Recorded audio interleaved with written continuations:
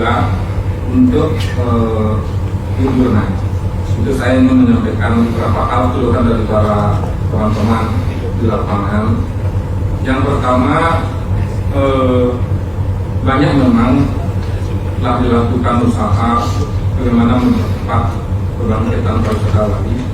Cuma mereka banyak menyampaikan keluhan ketika Bapak membuat sebuah event, selalu Bapak adakan di ITDC. Istilah mereka adalah keluar uang BUMN dari kantong kanan, masuknya ke kantong kiri. Bahkan seluruh IO sampai pelaksananya pun Bapak bawa dari Jakarta. Bahkan UMKM-nya pun Bapak bawa dari Jakarta. Sama kali ini, saya tadi tanya, saya dapat batik, kayaknya Bapak pengen juga bawanya dari Jawa itu. Nanti kalau Bapak ada acara di Jawa, Bapak bawa batik Jawa. Kalau nanti di Bali, Bapak buat batik Sunda. Kalau di Bali, Bapak bawa batik Bali. Jadi baru itu tidak bisa.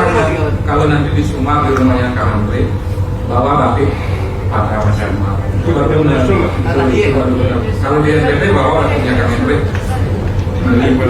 Ya, tadi kan kita dapat batik semua kan, dan itu bukan batik yang dari orang lain yang ada di Bali. Jadi kehadiran itu harus nyata, jadi jangan hanya mohon maaf, jangan hanya omongan saja, nyata yang dilihat. Aksi nyata. Jadi tuh, jadi Bapak harus sebar kegiatan itu ke Ubud, ke Sanur, dan ke tempat-tempat yang lain. Jadi jangan BUMN. Kalau hal ini pemerintah dalam hal ini BUMN nggak bantu Bali. Kapan lagi 2023 mungkin sudah terlambat.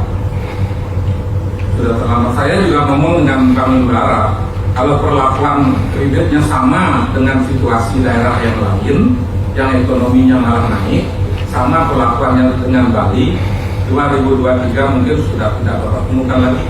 Karena sekarang saatnya membantu Bali di 2022 ini. Kira-kira begitu.